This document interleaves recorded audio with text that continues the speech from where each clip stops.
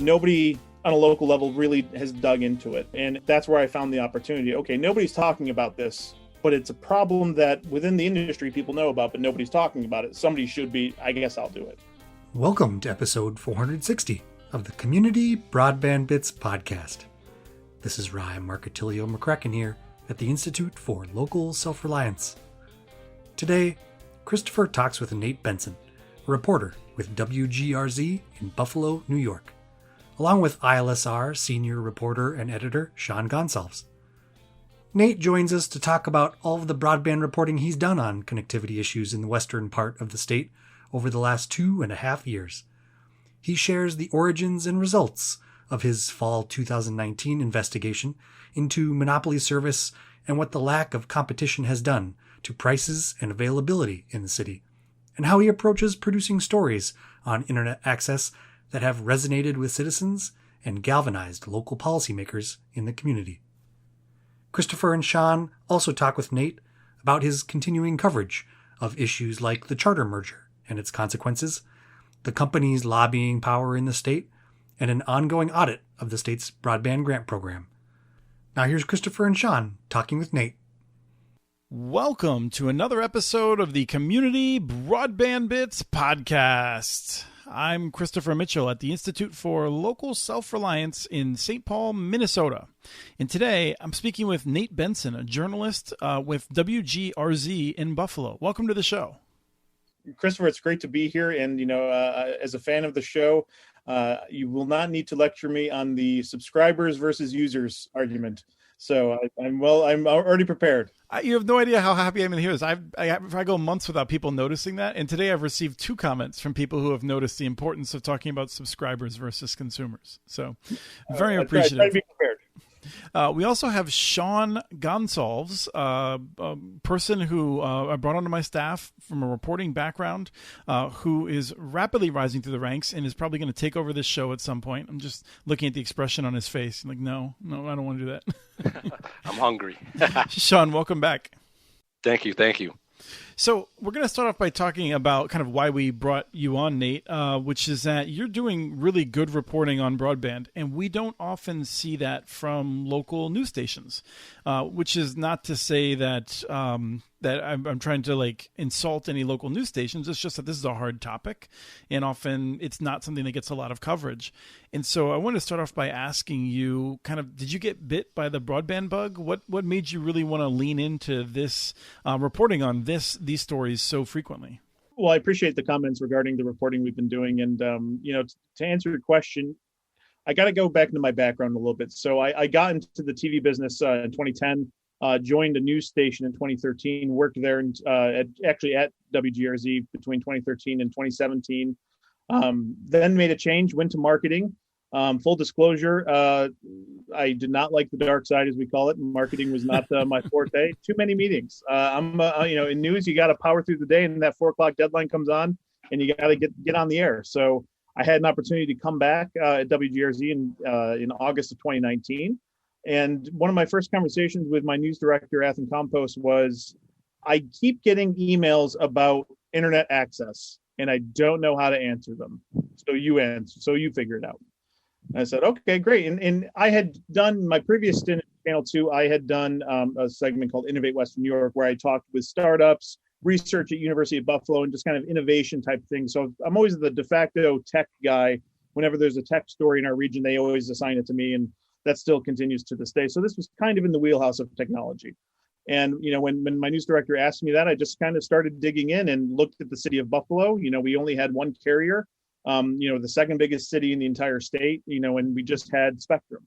Why was that? So then you're going back and looking at, 2-3 decades worth of franchise agreements and figuring out where the complexities of that were. And, our first report on kind of a broadband related issue was about why is there one carrier in the city of Buffalo? And that reporting in October of 2019 led to the city council changing their policies. And by December, it was announced a new fiber carrier was coming to Buffalo. And, I'm not patting myself on the back, but, nobody had done an extensive report on that issue about Buffalo's issues before. And all of a sudden we started doing it, and then policies changed. Okay, great. That's a great win. But it didn't stop there, because simultaneously I was looking at the New York State broadband program. I was looking at access issues in Niagara, Orleans counties, the southern tier counties, which are very rural. I mean, Western New York is very unique because, we're about the size of Massachusetts, and we've got everything from cities to very rural, low density populations living throughout our viewing area. And then as I dug into these stories, it's kind of like the movie at the end of the movie Chinatown. Forget it, Nate. It's broadband, and I kind of get more and more as I peel the onion. It just becomes more complex and fascinating. And yeah, I guess you could say I did get bit by the broadband bug, and now they pretty much know I'm going to pitch a broadband or digital gap story whenever I bring up a pitch, and they just say just go do it, and don't bother wasting our time with the pitch because we know what you're working on. Nate, it's interesting to hear your background. I can relate, having come from print journalism and then went to the dark side, as folks in the newsroom call it, for a few years, and then when this opportunity come up to get back to reporting, it was great. So I can really relate. It's also very fascinating to hear you talk about kind of the emails that you got, and that kind of providing sort of an entree into reporting on this topic. And I noticed in one of your recent stories that you're talking about kind of the challenges of reporting on broadband. It took you 2 years to get an interview from an official with the New York State Broadband Program Office. And I am dying to hear the behind the scenes kind of back and forth that you might have gone through, and to hear, obviously why you think they were so reluctant. I have an idea, but I'd love to hear you talk about that. As I started looking into broadband, obviously, Governor Cuomo had a very ambitious program that he announced in 2015, which was the Broadband for All program. And, at the time in 2015, I actually went to Albany. I convinced my boss at the time to let me go. And I talked to David Sellaway, who at the time was the director of that program. He has now since moved on to a different administration. And I believe Jeffrey Nordhaus took over the broadband office, and now Scott Rasmussen is in charge of it. So they've had several leaders turn over. Really, the issue was, I just started asking questions, and nobody had looked into the program before. I think everybody kind of forgot that, the project was scheduled to be completed by the end of 2018. At the time I started asking questions, it was October of 2019. So they were at that time less than a year overdue. They were reluctant to. It's interesting because, again, nobody was really asking the question. So I think they weren't prepared for somebody to be talking about digging into the data. And, to the state's credit, they published a lot of the data, how many passings that they claimed to have connected, all the money that they, had pledged, and what the total investments were for everything. We're talking about over $500 million. But when you look at the data, the story really started to unfold. And the biggest thing that still remains a mystery to me was, even though only $15 million of the money allocated for the project went to satellite providers, about 30% of the people connected were connected to satellite.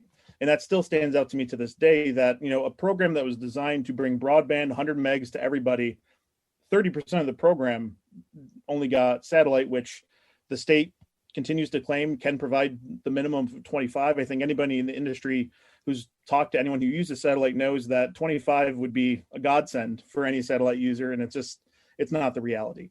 There's a joke, or sort of like a statement people have attributed to Netflix over the years and different things, but over a certain time frame, I can deliver 25.3 by a truck. I just put a bunch of hard drives in a truck and drive it around, and on average, I'm delivering 25 megabits a second. If I get that truck to you every other day or something like that, with just zettabytes of data, right? I mean, this 25.3 fixation does not describe broadband. This is clearly not good enough. And I think anyone who follows it knows that that's going to be changed. And the pandemic has certainly, played into that as well.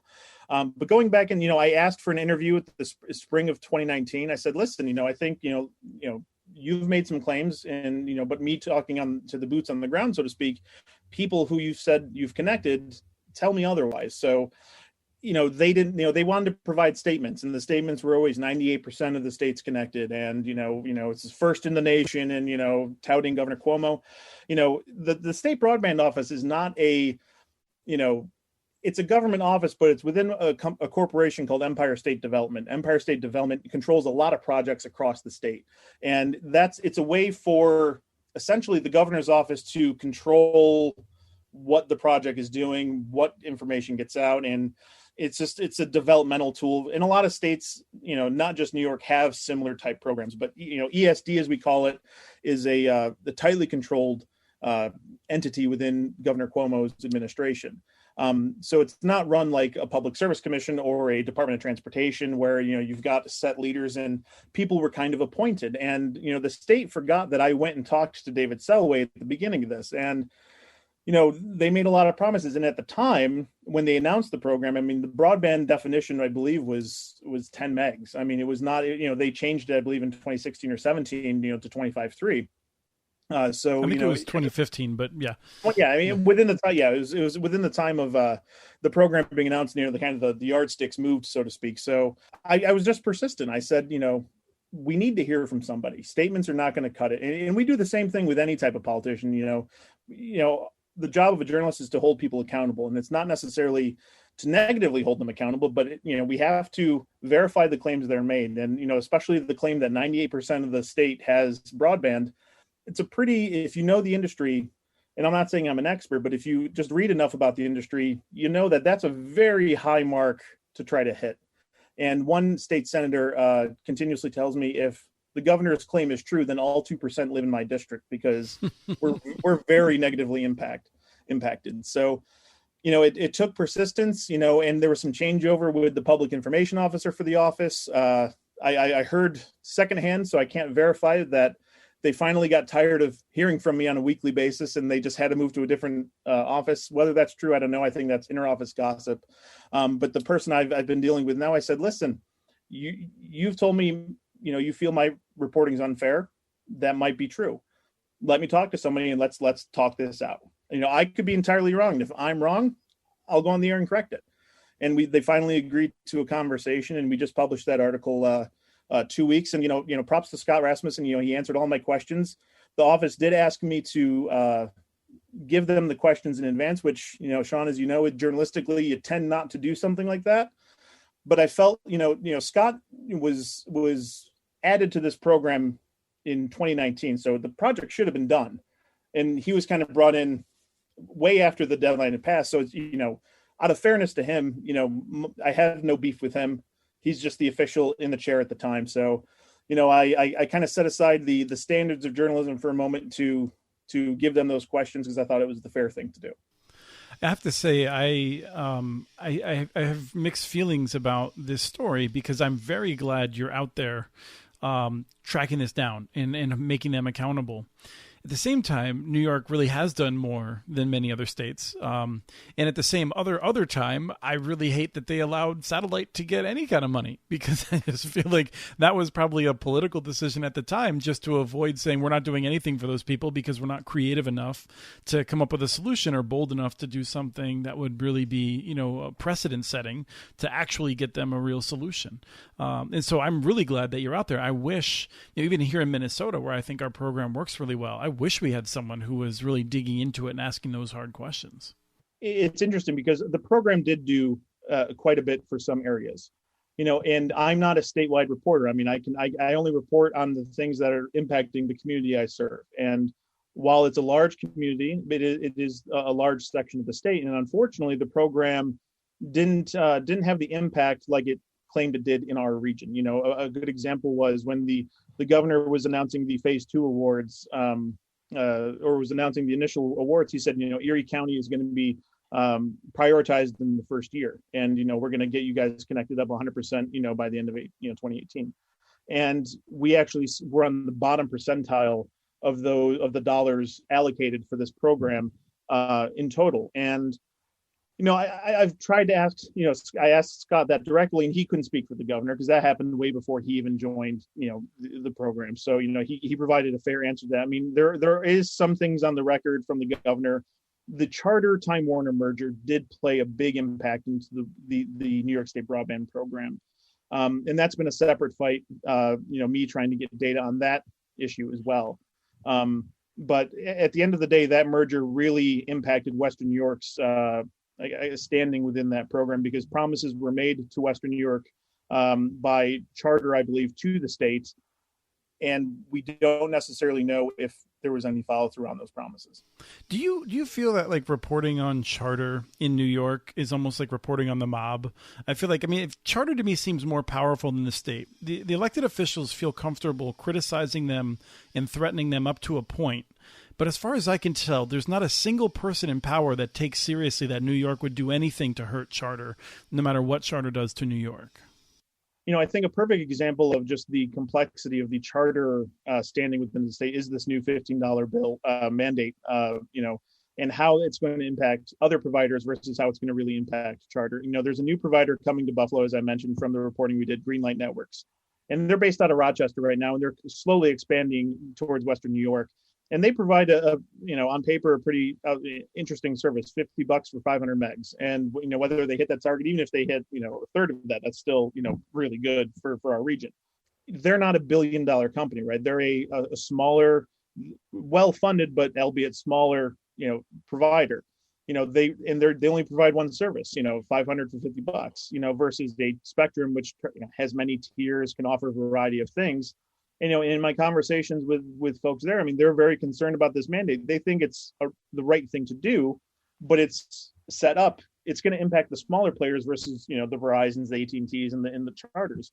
And, when the governor singled out charter in a recent speech saying, they don't have the God-given right to operate in New York State. Well, we saw how that played out before, with the Time Warner merger, and, promises were made. And I've been trying to get the plan of record for that expansion charter promise was going to happen. They've been filing with the Public Service Commission to each quarter as a requirement of that merger, saying we've done 12,000 passings this quarter or 15,000. We're so close to the goal. But always followed up with that filing is a confidentiality. We don't know where they're actually connecting. And part of my investigating has been, what are you doing in Erie County, Western New York? Because we were supposed to get broadband funding. We didn't, because you said you were going to connect us, and I don't see any evidence of you actually doing that. I'll stop short of saying it's like reporting on the mob. I do have a decent relationship with some of their folks over there in terms of a typical reporter PIO type relationship where they usually answer my questions. It's pretty much the boilerplate statements, but they tell me things I do need to know about the scene. But it is it's a complicated relationship between charter and, I think, the governor. I mean, one of the governor's special advisors is now had one of the top people in the government affairs department at charter. So, I mean, clearly conversations are easily had between charter and the governor's office. Yep. And let me, I'm going to show my bias here, coming from a print journalism background, but, my experience as a consumer of, or a viewer of local television news, and I think this speaks well to WGRZ's commitment to covering this topic, is my experience as a viewer is fire, car accident, some violent incident. If we can't find one locally, we'll go to one of our affiliates in New Hampshire or Florida or something like that. Sports, weather, and then, a cute, warm, fuzzy thing. Good night, rinse, wash, repeat. Not a lot of type of coverage like this. And so I'm fascinated that your coverage has been, what it has been, and that you've been given the bandwidth, pun intended, to cover this topic. And that he's done it better than most print journalists, just to be very Amen. clear. Amen. Thank you. Amen. But I was actually interested to hear, you obviously report in a very visual medium, and I'm wondering, is it a challenge reporting on this particular topic? With all the complexities and so many parts of this that are unfamiliar to most folks, is that a challenge in reporting on this? Or how do you, what kind of aids do you use to try to tell the story in a visually compelling way? Well, first I'll talk about, kind of your assessment of local news. And, that is a fair criticism across the nation of local news, right? And just like print journalism, stations are getting gutted left and right with staffing cuts. The pandemic has obviously played into complexities. And, Western New York in particular, we get a lot of snow in the winter months. And, sometimes we go all in on a snowstorm. And I think fairly people can criticize that. But I also will answer, our ratings are never higher when it's snowing. People tune in for the snow. I mean, people when there's one of the most popular stories I was ever a part of was the Bethlehem Steel Fire, and it was the day after the 2016 election. So everybody's they're reacting to the 2016 election and who won that, and then the next morning, the old Bethlehem steel plant in Buffalo somehow caught on fire. That was being used for storage at the time, and they never actually determined what caused it. But I came over what's called the Skyway, and you could look down Route 5 and see what looked like a bomb had gone off in the town of Lackawanna. Just the blackest smoke I've ever seen in my life, and flames shooting up in the sky. And it's stories like that immediately draw a whole community in. Unfortunately, that being said, I'll tip my hat to not only my station but several stations in our market put in a lot of resources for investigative journalism. And we partner with a nonprofit called Investigative Post, who works with us as well. But the other stations, I'll give them credit too. They do a lot of good investigative work. Another station did a lot of the work on the Catholic Church scandal, sex scandal several years ago. We did as well. We were all kind of on top of that. But we invest a lot into investigative journalism. So, to answer your second question, it is hard. It's very hard to make broadband visually interesting, right? And, I try to rely a lot on graphics and explaining the data in graphic form. I've gone to pretty much every corner of my viewing area to get signs that I see on the side of the road, internet, new internet, $99, and I've called those numbers before, and it's just satellite. They're always in rural countries, and I'm sure Minnesota has them and other markets have them too. You go out into the sticks and you'll see a sign tacked to a telephone pole, and that's when you're in an area that does not have really any internet access. So it's certainly a challenge. I'm fortunate I've been doing this long enough. I started editing video when I was in high school. My high school had a TV station, and we, produced basketball games and football games. We had a morning show that was probably the worst thing in the world, but at the time it was the coolest. So I got a leg up in doing all of that, and I've just kind of honed my skills to be able to quickly create graphics looks for, this story. And I, to save those templates to be able to just quickly churn out graphics.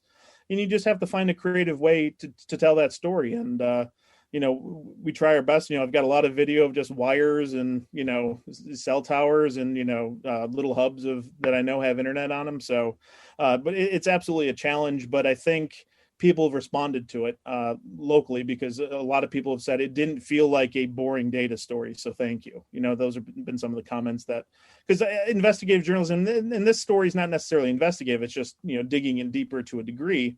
But any investigative story, can be hard to sell on TV because it can sometimes be very in the weeds. And obviously broadband is very much in the weeds.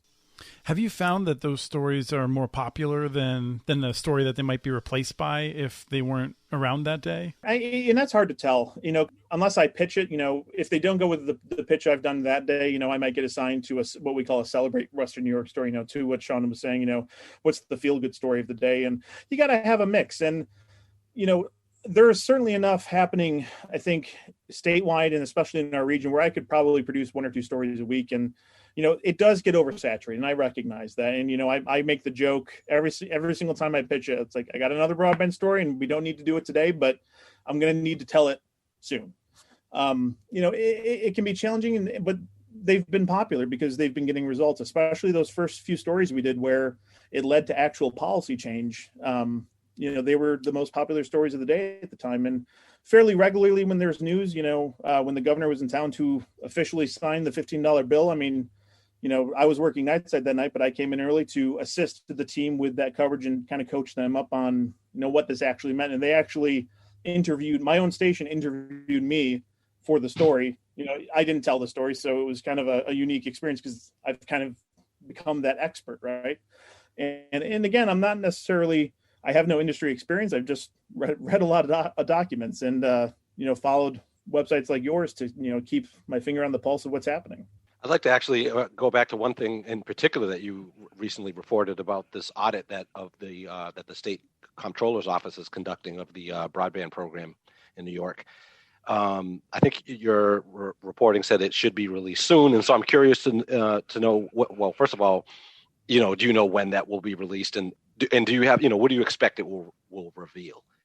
unbeknownst to me, when I first reported on that, I believe it was October, November, the audit actually started after some of our initial reporting last February. They started the audit in March, which, audits are never really a news item, unless a controller really wants to.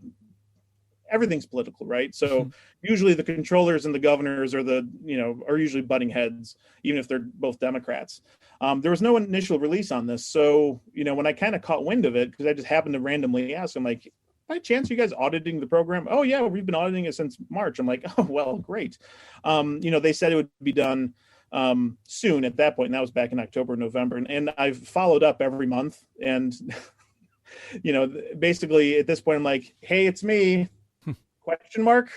Like, do you have anything for me yet? And I get it. Audits are complex, and obviously with the pandemic, it's a lot harder. And also, audits require cooperation. And I'm not necessarily alluding to nobody's not cooperating, but we're past a year now where that audit has started, and I'm very curious when we'll get that. As for what we expect that's going to say. It's hard to say that, they're looking at the dollars committed and the dollars, spent and what the results were.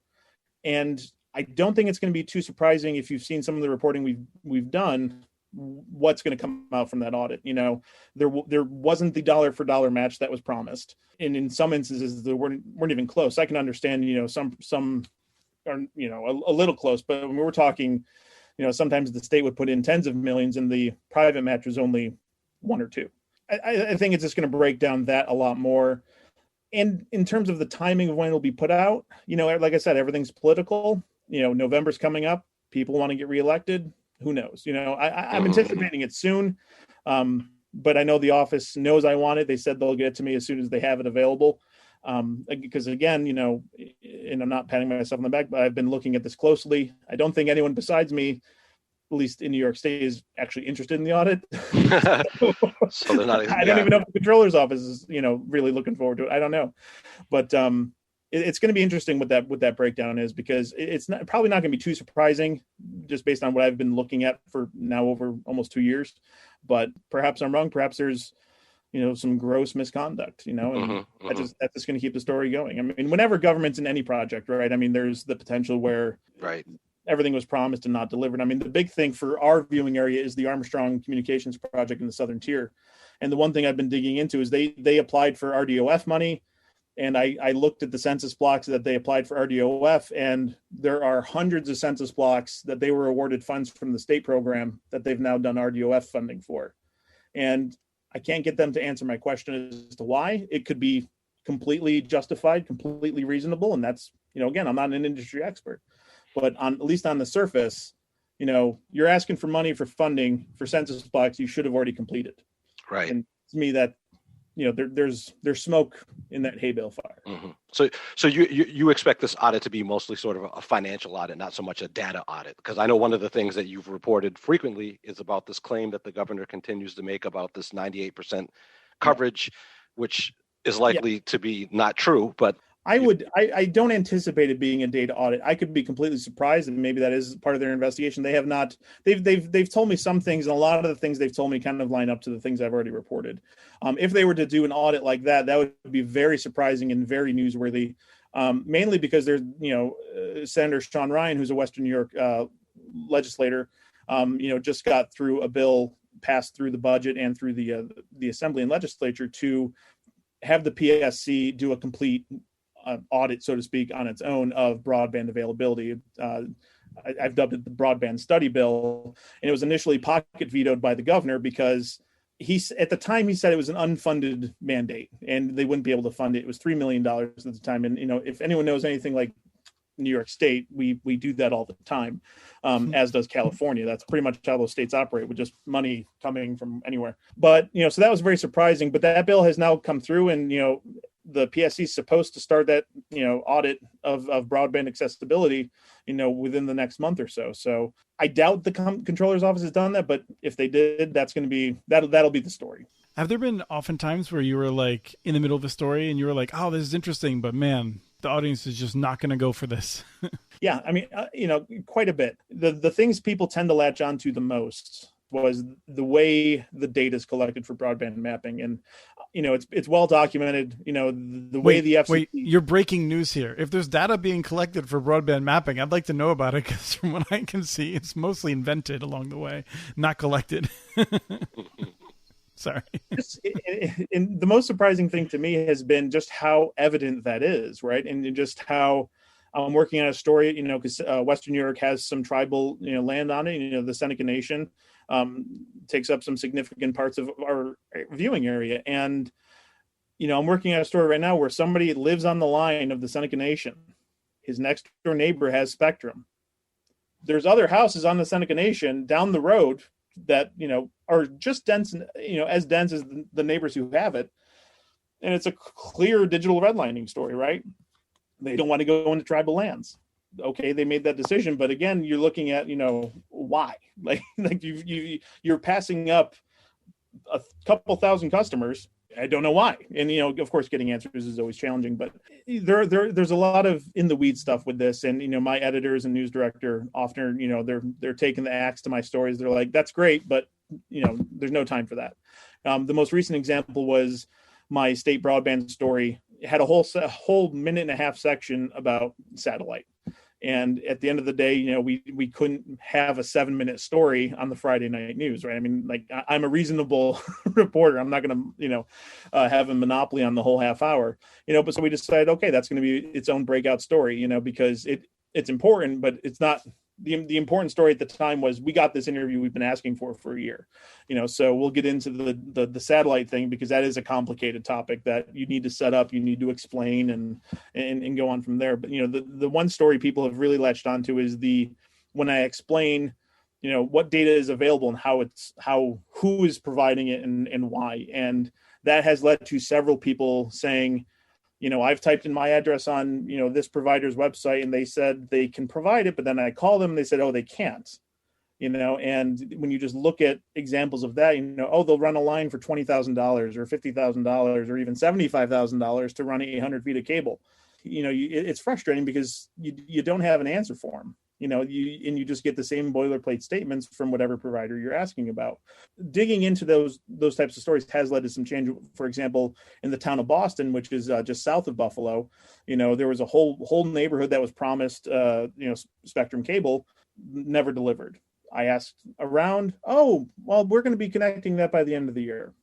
But the person was told in writing, we're not connecting the street. Mm-hmm. So it took our phone call to get that progress made. So it wasn't widespread, but it was a win for that street. And I've often said, okay, well, if I have to do a story about every street in Western New York, I'll do it if I have to, just to get them connected. So, Sean, we're about out of time. Did you have a final question that you wanted to ask and answer quickly? Well, not really. Yeah. You know what? One last thing. Any have you gotten any pushback on the reporting that you've gotten? I don't necessarily mean internally, but just in the community or from, maybe some of the big providers or anyone anything burn like your that? house down? Right. Yeah. Yes, I have gotten pushback from the state, from the providers, rightfully so. Right. I mean, anytime. All in the course of business. Exactly. And, they've gone a long time without anybody, not even looking under a microscope, but just asking questions. Right. I mean, local news on a whole tend to only talk about internet when, a bunch of people get a letter saying your bill's going up. And then you have the day turn story of the bills are going up and everybody's mad. And then it's forgotten about, right? Nobody on a local level really has dug into it, and that's where I found the opportunity. Okay, nobody's talking about this, but it's a problem that within the industry people know about, but nobody's talking about it. Somebody should be, I guess I'll do it. In the pushback, it really hasn't been anything.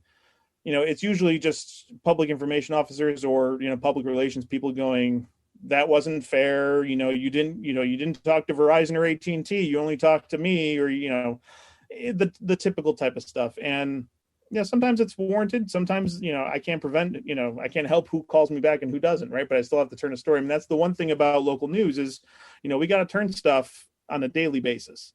And sometimes I wish I had the print journalism job where I can maybe dig in a little bit more. But print journalists too, still have to turn stuff on a daily basis.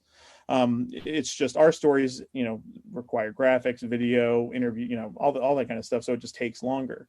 And I've kind of, the one thing during the pandemic I've loved is people have been more accessible because of Zoom, FaceTime, Skype, whatever. And I've been able to churn out a lot more quickly, and people have been made available to be able to tell these stories. So, we're going to keep digging into it. We're going to try to get answers. Obviously, there's still questions that remain with the state program. There's a huge multi-million-dollar project in our area that still isn't complete. We want answers on that. And, basically it boils down to, from what I gather so far, is it's your typical, smaller ISP dealing with utility companies for access, and talk about a story that's in the weeds. Why would somebody who has, maybe FiOS at their house or high speed at their house in the suburbs care about a utility dispute in, Alma, New York, that has a population of 400 people? Well, they probably don't. So we have to find a creative way to tell that story. And that's the exciting and challenging part about this type of reporting for local news. Thank you so much, Nate. It's been fun talking about this from a different perspective. Really appreciate your time today. Thanks, Nate. Right on. WRITE. Yeah, happy to be here. Thank you so much for the work you guys do, and just highlighting a lot of issues that are not only happening in New York but elsewhere too. That was Christopher and Sean talking with Nate Benson. We have transcripts for this and other podcasts available at muninetworks.org/broadbandbits. Email us at podcast@muninetworks.org with your ideas for the show. Follow Chris on Twitter. His handle's @CommunityNets. Follow muninetworks.org stories on Twitter. The handle's @muninetworks. Subscribe to this and other podcasts from ILSR, including Building Local Power, Local Energy Rules, and the Composting for Community podcast. You can access them anywhere you get your podcasts. You can catch the latest important research from all of our initiatives if you subscribe to our monthly newsletter at ilsr.org. While you're there, please take a moment to donate. Your support in any amount keeps us going. Thank you to Arnie Hughesby for the song Warm Duck Shuffle, licensed through Creative Commons.